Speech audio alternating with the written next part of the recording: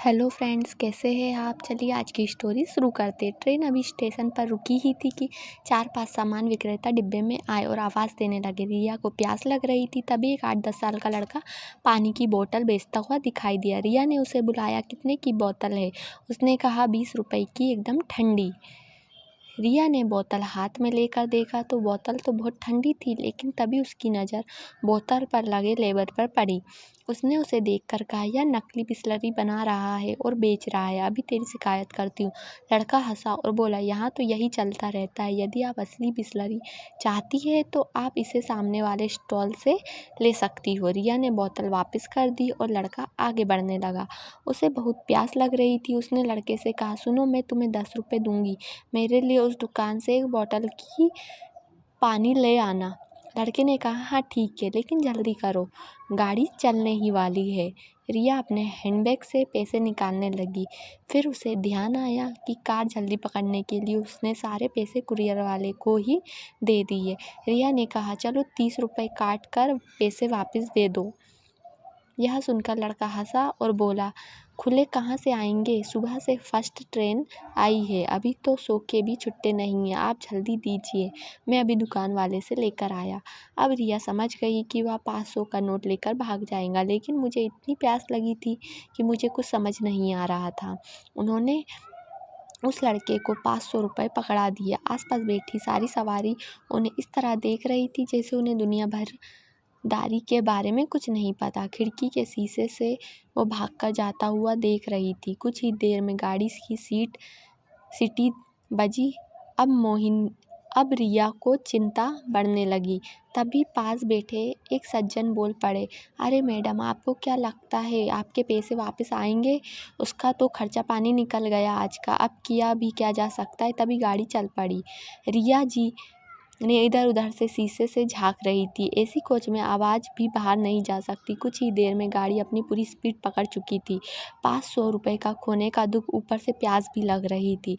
फिर उसे अपनी मूर्खता पर गुस्सा आता और वह बोतल उठा लेती, लेकिन अभी भी 500 नहीं खुले हैं। क्या पता बहाना बना रहा हो, आज के बाद मैं घर से पानी लेकर आऊँगी। रिया मन ही मन बड़बड़ा रही थी।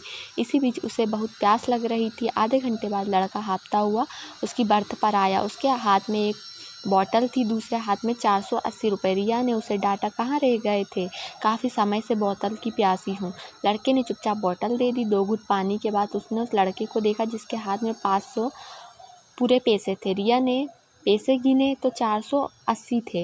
उसने कहा, ये 10 रुपये लीजिए। लड़के ने कहा, रहने दो, मैं उस स्टॉल वाले से कमीशन लूँगा। रिया को अपनी गलती का एहसास हुआ। वह उसे अपनी प्यास के लिए डांट रही थी और वह पूरे पैसे वापस करने आया था। तभी उसे ध्यान उसके घुटनों पर गया। वहाँ से खून बह रहा था और पैंट भी फट चुकी थी। रिया ने पूछा, यह खून कैसे निकल रहा है, क्या तुम कहीं गिर गए हो?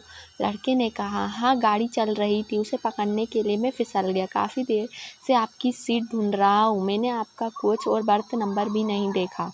रिया अपनी गलती पर बहुत शर्मिंदा हुई। सच ही तो कह रहा है कि उसे कैसे पता कि मेरा कोच और बर्थ कौन सा है। उन्होंने कहा, अगर उसे चोट लग जाती या गाड़ी के नीचे आ गया तो क्या होगा? लड़का बोला, कुछ नहीं होता, ये तो हमारा रोज का काम है। फिर उसने पानी की बाल्टी ली जिससे बोतलें ठंडी पानी में आधी डूबी हुई थी और इसे घाव पर लगाया। रिया ने कहा, अरे यह क्या कर रहा हो, गंदा पानी डाल रहा हूँ, रुको, मैं तुम्हें एक बैंडेड दूंगी।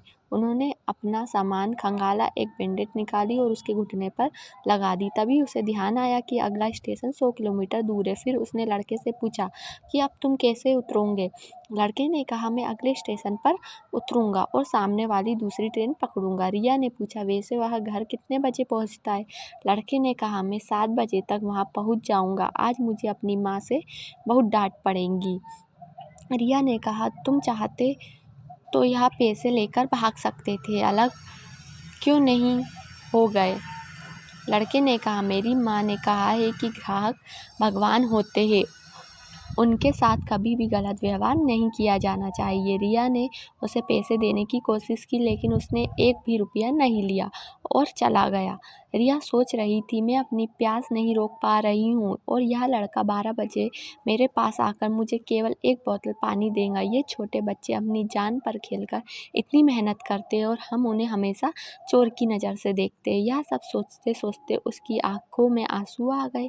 आज एक छोटे बच्चे ने जीवन का कितना बड़ा सबक सिखा दिया। हम अपने छोटे से स्वार्थ में हर दिन दूसरों को धोखा देते हैं। तो फ्रेंड्स, ये तो थी हमारी आज की स्टोरी। अगर आपको अच्छी लगी हो तो प्लीज़ चैनल को लाइक, सब्सक्राइब और शेयर ज़रूर कीजिएगा। Thank you.